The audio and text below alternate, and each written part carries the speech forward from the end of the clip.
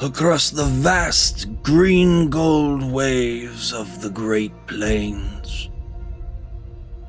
At the very sleepy heart of the North American continent, an unexpected sentinel keeps a weathered eye.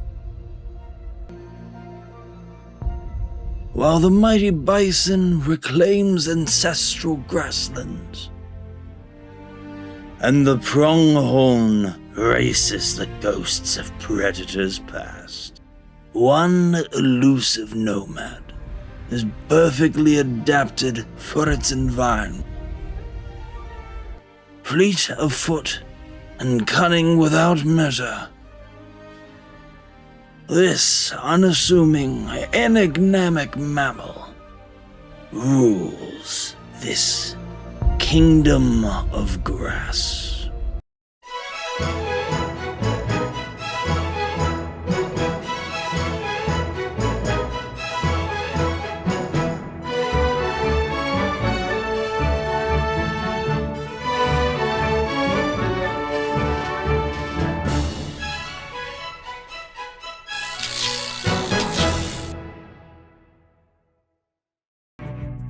Invention of the jackalope is credited to a pair of brothers, Douglas and Ralph Herrick, in east central Wyoming, who, legend has it, had haphazardly dumped the carcasses of their successful hunt into a pile, and, inspired by the way a rabbit had ended rolled up against a small deer or alternately a pronghorn's horns, they decided to ply their taxidermy hobby to immortalize the moment. The 1932 original was sold to a local hotel for $10, where it hung until being stolen in 1977. But by then, the brothers had made hundreds of them, and other entrepreneurs had joined in on the fun with postcards and hunting licenses and stories. This isn't to say that the people of the Americas have the market cornered on bunnies with horns.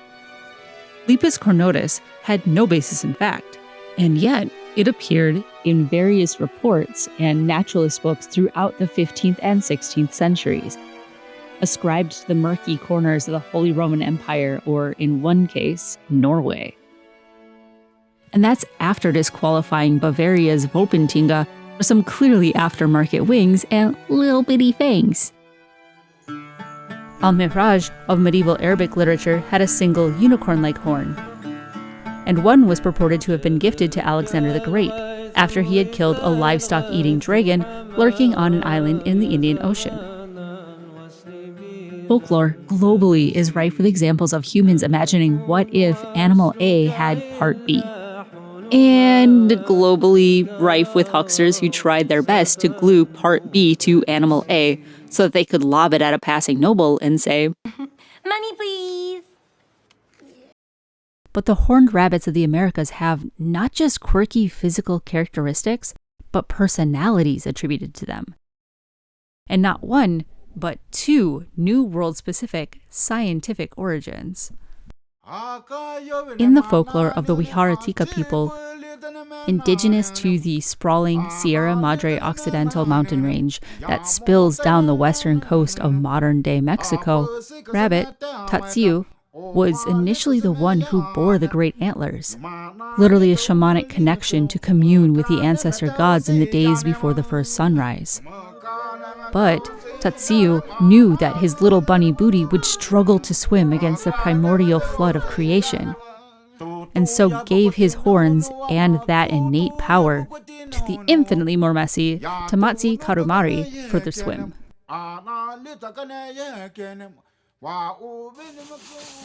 In Cherokee folklore, rabbit, Jistu, is the trickster. When the first ever antlers were offered as a prize to the fastest animal in a race between deer and rabbit, Jistu thought he would be clever and clear out the underbrush ahead of the race so that he'd have easier hopping. But the other animals caught him at the act, and instead awarded the antlers to Akwe and his deer descendants forever. I can set my own standard for what success looks like, and it always looks like trying your best. Good old cowboy kitsch lacks an origin for jackalopes. They always were, always will be. But everyone knows that on a clear, cool night, as the stars swim from horizon to horizon, and a cowboy starts to croon, his song will be joined by a chorus of dozens of mimicked human voices, just beyond the light of his fire. Jackalopes love a good song, almost as much as they love whiskey. As a matter of fact, the old cowboy coffin varnish is just about the only thing that'll calm the little critters of their insatiable bloodlust.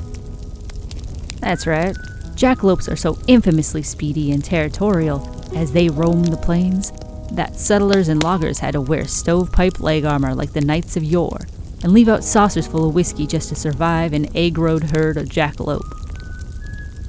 Anytime you hear the rumble of thunder without the flash of lightning, you best keep your wary eye on the horizon for their stampede. But those are campfire stories, and the tales of honored ancestors. North America's claim to horned rabbit supremacy is scientific. First up, this charismatic little dork. A burrowing rodent from the extinct genus Ceratogallus. Kingdom Animalia, phylum Chordata. The class is Mammalia. Cause boobies, we gotta. Order is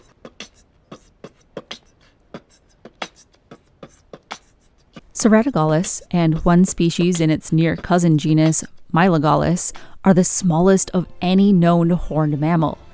And they're the only horned rodents we've ever found.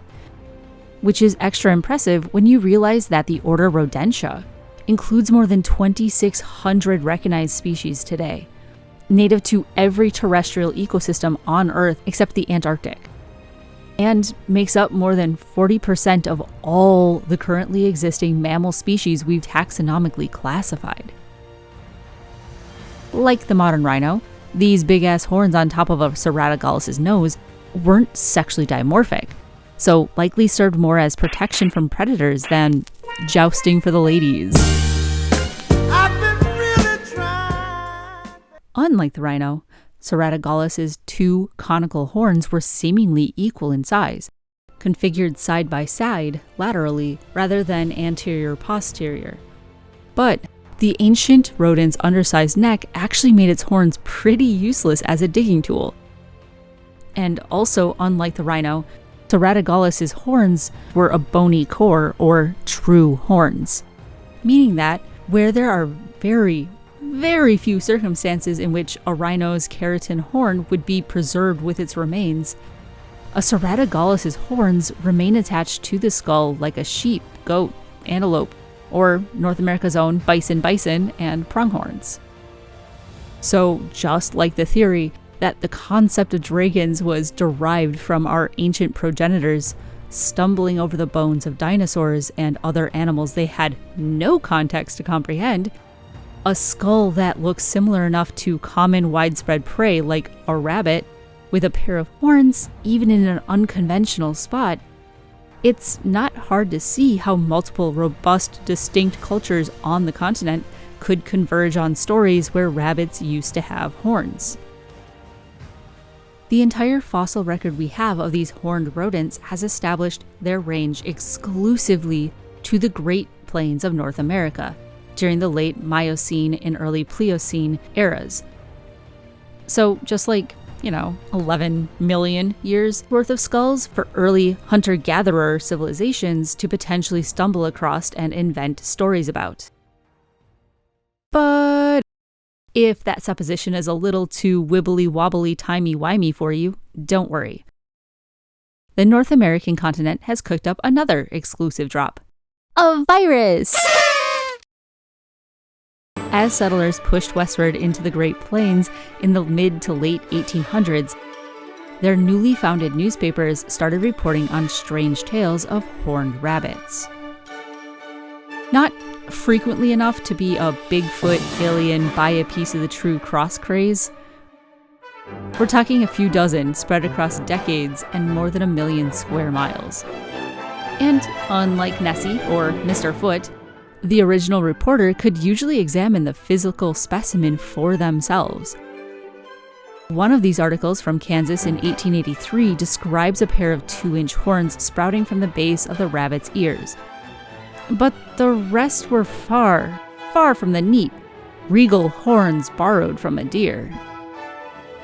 These were notably thick, dark protrusions sprouting seemingly uncomfortably from mouths, brow lines, even the sides of rabbit heads. As few as 1 and as many as 13 without any apparent rhyme or reason. Richard Shope hadn't returned to his native Iowa explicitly looking for weird bunnies in 1933. But a virus hunter is gonna virus hunt, and Shope already had a special focus on animal infections. He had previously identified swine flu and influenza A, and was now chasing down the cause of a newly emerged cattle-borne disease called mad itch, which has since become endemic and a huge economic impact across much of the world. And keep in mind, this is still a few years before we could actually see viruses with the electron microscope. When Shope became aware of these horned rabbits, he did what any successful virologist of the day did. He ground up some of the keratin-like horn structure, filtered it to eliminate fungus, bacteria, and parasites, then applied the remaining solution to the mildly abraded skin of other healthy rabbits. Within 2 weeks, some of those rabbits had developed the same protrusions, which in turn was the first time viruses were identified as one cause of cancer. It only affects rabbits. It is transmitted almost exclusively through mosquito or tick bites, and even with delving into global museums of natural history, has only ever been sourced to North America. Yay, us! Shope himself had other dragons to chase, so research on that incredibly specific, economically unimportant virus got put aside for a few decades. Until its particular quirks, like being highly genus and even tissue-specific, while also sometimes causing malignant tumors, started being noticed in other viral infections, like HPV, which globally is the root cause for a vast majority of cervical cancer.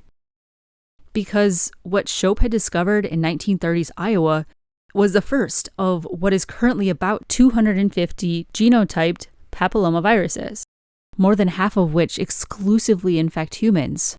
Of those, 12 are considered high risk, with 2 being responsible for most HPV-related cancers. But because viruses can't replicate without a living host cell, and papillomaviruses are highly specific to the cells they infect, researchers can't simply grow a culture of them in a petri dish and Alexander Fleming their way to victory. They needed live test subjects.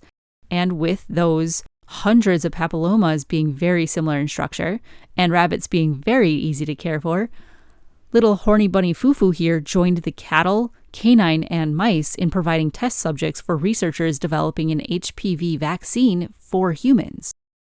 First for 2 variants, now for 9. Cervical cancer isn't the only HPV-related cancer, but it serves as a fantastic benchmark for a vaccine everyone can benefit from. In the 18 years since the UK's HPV vaccine rollout, their cervical cancer mortality rate has dropped 95%. That's the kind of result which has made the elimination of cervical cancer a World Health Organization goal for 2030, with a huge emphasis on vaccine campaigns. So, if preventing more than 250,000 deaths annually seems like a net positive, you better thank America's weird horned rabbits.